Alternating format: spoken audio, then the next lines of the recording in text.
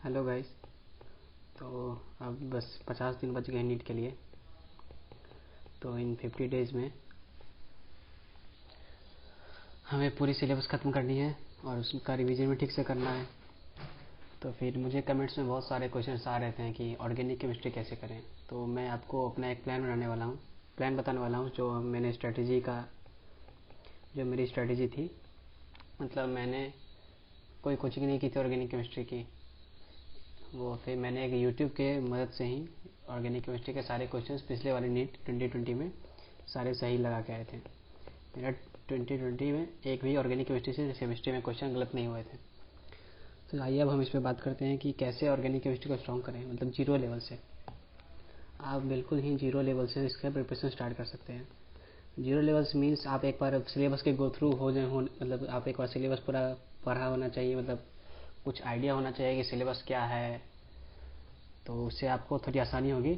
अभी हमारा टारगेट है, मैं हर 6 दिन पे एक सीरीज लेके आऊँगा। जैसे कि हर 50 दिन बचे हैं तो क्या करें, 45 डेज बचे हैं तो क्या करें, 40 डेज बचे हैं तो क्या करें। ऐसे करके हमारा 50 डेज अभी बचे हैं आज से। तो अगर आप चाहते हैं तो मैं ये सीरीज लेके आऊँगा हर 5 दिन पे, तो क्या करना चाहिए अगले 45 दिन, फिर उसके 5 दिन बाद अगले 40 दिन क्या करना चाहिए, वैसे करके।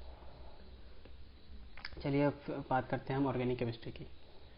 तो फिर ऑर्गेनिक केमिस्ट्री का सिलेबस की अगर हम बात करें, ये जो लोग 11th-12th किए उन्हें तो पता होगा। तो फिर क्लास 11 और क्लास 12। क्लास 11 में मेन आपका वो बेसिक फॉर्म होता है। तो ये इसमें होता है आपका जीओसी, आइसोमेरिज्म और आपका होता है हाइड्रोकार्बन। आइसोमेरिज्म भी हाइड्रोकार्बन के अंदर ही आता है, बट इसे सेपरेट से लिखते हैं। और आपका क्लास 12 में आता है वो आपके जो फंक्शनल ग्रुप होते हैं वो वाले, जैसे कि halo alkanes, halo arenes, alcohol, phenol and ether, ऐसे ही वगैरह वगैरह, कार्बोक्सिलिक एसिड, ये सब। तो इसमें जो आपको मेन अंडरस्टैंडिंग का कॉन्सेप्ट है वो है ये GOC and isomerism and somewhat hydrocarbon. तो आपको इन तीनों को अच्छे से करना है। अगर आपने इन तीनों कर लिया तो बाकी का आपको जो 12th का जो पार्ट है ये आपका एप्लीकेशन पार्ट है, इसमें आपको उतनी परेशानी नहीं होगी। चलिए अब बताता हूँ मैंने क्या किया। सबसे पहले कि आप लोग यूट्यूब पे एक चैनल जानते होंगे, एनी टाइम पढ़ाई एकेडमी। इसमें विनीत खात्री सर बहुत अच्छे ऑर्गेनिक केमिस्ट्री के टीचर हैं और बहुत अच्छा पढ़ाते हैं ऑर्गेनिक केमिस्ट्री। मैंने इन्हीं से किया था। इनका जो एक फ्री वाला उपलब्ध है, अवेलेबल है, तो आपका यूट्यूब पे GOC आप 80 पे सर्च कीजिएगा तो आपका एक प्लेलिस्ट आ जाएगा। तो उस प्लेलिस्ट को आप बैठकर आराम से सुबह शुरू कीजिए किसी दिन। आप उसके सारे वीडियोस देख लीजिए। सही से वीडियोस हैं आपके, शॉर्ट 3 मिनट्स के वीडियो हैं, कुछ 10 मिनट्स की है, कुछ 4 मिनट्स की है। मतलब उससे आपका कॉन्सेप्ट बिल्डअप हो जाएगा।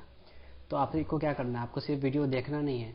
आप वीडियो देखिए, आप एक कॉपी पकड़ कॉपी लेके बैठिए और आप फर्स्ट से टॉपिक, जैसे कि फर्स्ट था स्टेबिलिटी ऑफ कार्बोकेटाइन। जैसे कि मान लीजिए आप ये टॉपिक आज भी कर रहे हैं, स्टेबिलिटी ऑफ कार्बोकेटाइन। कार्बो का ये बहुत इंपॉर्टेंट है, कार्बोकेटाइन, कार्बोएनायन या कार्बेनायन, ऐसा ही कुछ है। ये आपको करना है अच्छे से। और है आपका वो इलेक्ट्रोमेरिक इफेक्ट, ये ऐसा ही कुछ है इलेक्ट्रोमेरिक। और आपका जो रेजोनेंस इफेक्ट है, आपका इंडक्टिव इफेक्ट है, ये सब आपका बेसिक फॉर्म करता है। तो आप यूट्यूब पे जाके एनी टाइम पढ़ाई एकेडमी पे, मैंने इसी से तैयारी किया था। मुझे बहुत इन्होंने विनीत खाते सर ने बहुत अच्छे से एक्सप्लेन किया ऑर्गेनिक केमिस्ट्री को। तो इसका फ्री वाला भी अवेलेबल है, आप एक जाके सर्च कीजिएगा। तो फिर ऐसे ही करके आप जब कर लीजिएगा तो आपको कितने दिन लगेंगे ऑर्गेनिक केमिस्ट्री के बेसिक्स कंप्लीट करने में। अगर आपका सिलेबस सही है, आपका फिजिक्स और रेस्ट ऑफ द केमिस्ट्री और बायोलॉजी सही है, आपका सिर्फ ऑर्गेनिक केमिस्ट्री वीक है, तो आप पूरे 2 दिन या 3 दिन इस पर आप दे सकते हैं। अगर आप 2 दिन देते हैं तो आपका जीओसी हो सकता है। हाँ, जीओसी अच्छे से हो जाएगा। अगर आपका जब जीओसी हो जाएगा तो आपको कॉन्फिडेंस आ जाएगा। तो जीओसी बेस है ऑर्गेनिक केमिस्ट्री का। जीओसी आपका स्ट्रांग हो गया तो आपका आइसोमेरिज्म हार्ड है। अगर आप ये आइसोमेरिज्म को पहली बार में नहीं कर पाते हैं तो इसमें कंफ्यूज होने की, मतलब कि डिमोटिवेट होने की कोई बात नहीं। आइसोमेरिज्म हार्ड से हार्ड टॉपिक है, ये मैं मानता हूँ। मतलब मुझे भी बहुत डिफिकल्टी आई थी आइसोमेरिज्म करने में। उसके बाद हाइड्रोकार्बन में भी आपका वो जो न्यूक्लियोफिलिक सब्स्टिट्यूशन रिएक्शन है वो सब हाइड्रोकार्बन में आता है। शायद अगर बहुत पहले हो गए, बहुत दिन हो गए पढ़े हुए, मैं गलत भी हो सकता हूँ, लेकिन शायद न्यूक्लियोफिलिक सब्स्टिट्यूशन इसी में आता है, एलिमिनेशन इसी में आता है, मतलब बेसिक रिएक्शन सब। तो आपको मान लेते हैं कि आपने स्टार्ट किया कल से आपने स्टार्ट किया, तो आप एक दिन पूरा जीओसी को दीजिए। एक दिन जीओसी को आपने दिया तो आपका ऑलमोस्ट कंप्लीट हो जाएगा। शायद उनके वीडियोस हैं 50 के अराउंड वीडियो हैं अप्रोक्सीमेटली। आप हर वीडियो का एवरेज ड्यूरेशन 4 मिनट मान लिए तो 200 मिनट्स होते हैं, हो जाना चाहिए 4 घंटे में। तो आप कर सकते हैं इससे ऑर्गेनिक जीओसी। आप जीओसी करने के बाद आता है हमारा आइसोमेरिज।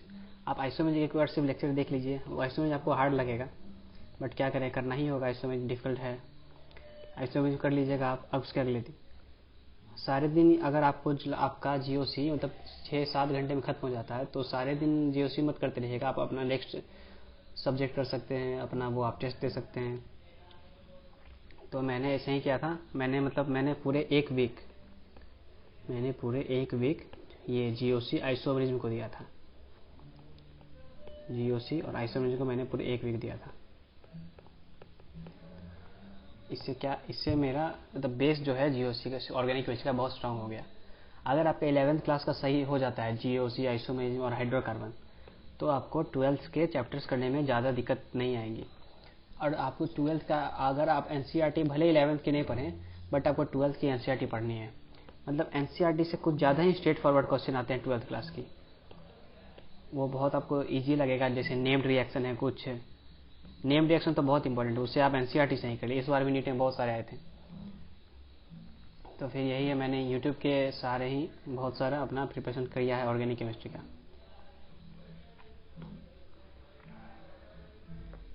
तो अब किस पे बात करना बच गया है आपका? हाँ, 11th हो गया आपका।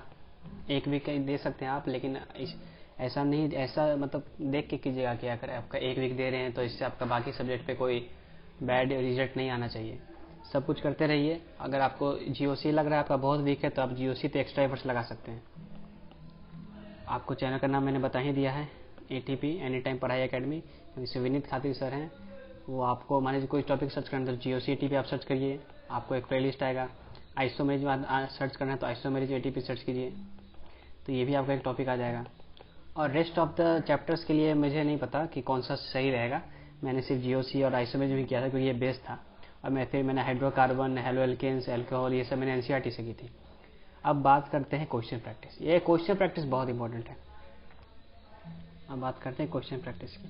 मैं अपने सारे वीडियोज में बोलता हूँ कि मैंने सिर्फ आकाश मॉड्यूल ही सॉल्व की थी।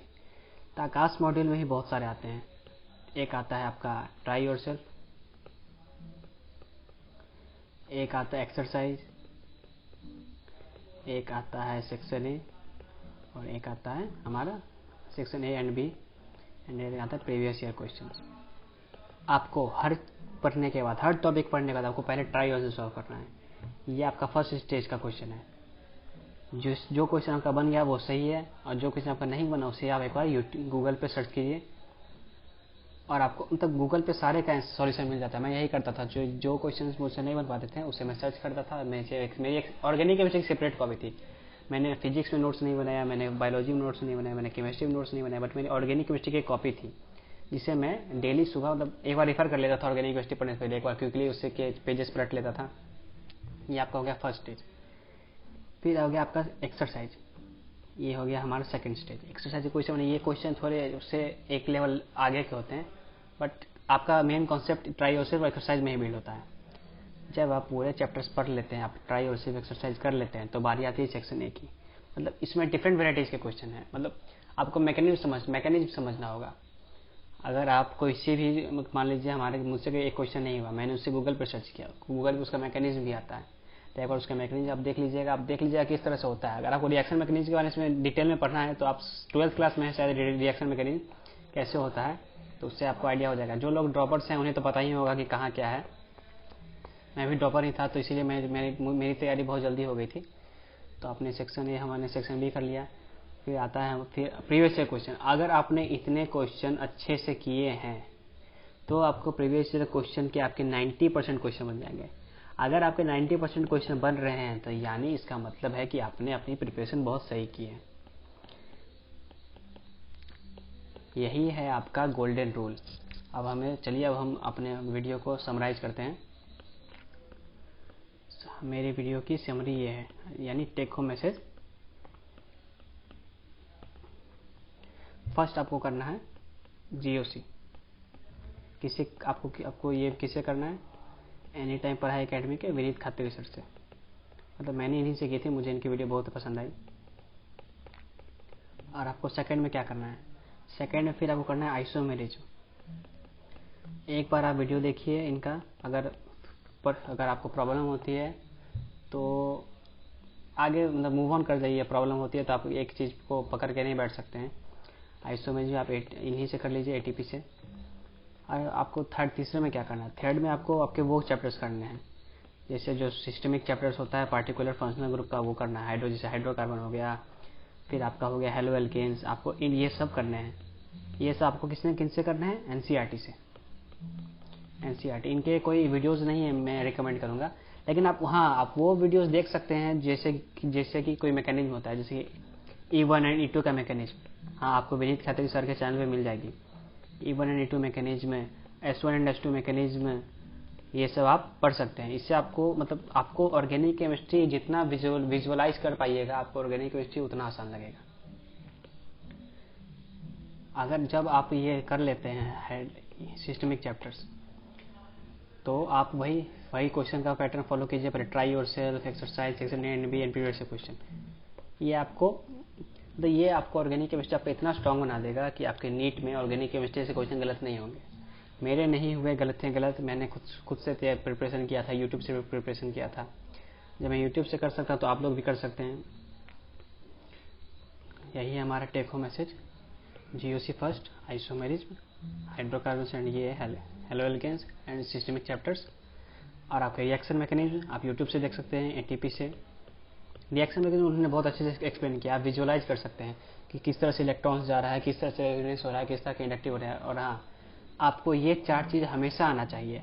आपका ये RHI रूल होता है। Resonance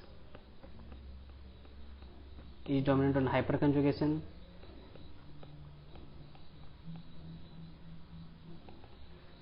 is greater than inductive effect।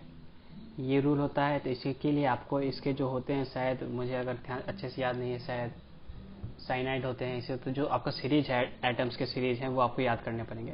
Resonance के, हाइपरकंजुगेशन के, इंडक्टिव के। आपका जो स्टेबिलिटी ऑफ कार्बोकैटायन होता है, कार्बोकैटायन या कार्बन आयन, इसमें आपका ये रूल लगता है, RHI रूल। तब आपको हर मैकेनिज्म में आपको सबसे पहले स्टेबिलिटी चेक करनी होती है। मतलब मैकेनिज्म का आपका बेस स्टेबिलिटी, आपको हर मैकेनिज्म की स्टेबिलिटी चेक करनी होती है, कौन सा कंपाउंड कितना स्टेबल है। तो इसके अकॉर्डिंग ही आप अपना मैकेनिज्म आप अच्छे से समझ पाइएगा। तो बस यही थी मेरी वीडियो। मैंने क्या किया, इसी तरह से मैंने किया था। सबसे पहले आपको GOC करना है, फिर आइसोमेरिज्म करना है, फिर उसके बाद आप सिस्टमिक चैप्टर कर सकते हैं। सिस्टमिक चैप्टर्स के बीच में जो आपका मेन मैकेनिज्म आ रहा है, जो आपको नहीं समझ में आ रहा है, वो आप मैकेनिज्म स्पेशली सर्च करके देख सकते हैं। फिर आपको ये रेजोनेंस, हाइपर कंजुगेशन और इंडक्टिव इफेक्ट, ये सब GOC के ही पार्ट हैं। ये आपको इन पे आपको फुल कमांड रखनी है। इसके आप बहुत सारे क्वेश्चंस बना सकते हैं, वही मॉड्यूल से, आकाश मॉड्यूल से। और टेस्ट में भी तो, टेस्ट पेपर्स में भी तो होते ही होंगे, आप लोग टेस्ट देते ही होंगे। तो ये था हमारा ऑर्गेनिक केमिस्ट्री का फुल प्लान। अगर आपको कुछ डाउट्स हो तो आप कमेंट सेक्शन में डाउट पूछ सकते हैं। और मुझे आप ये भी बोल सकते हैं कि मैं नेक्स्ट वीडियो कौन सी बनाऊं। तो मैं वही 5 to 6 डेज के बाद बनाऊंगा वीडियो।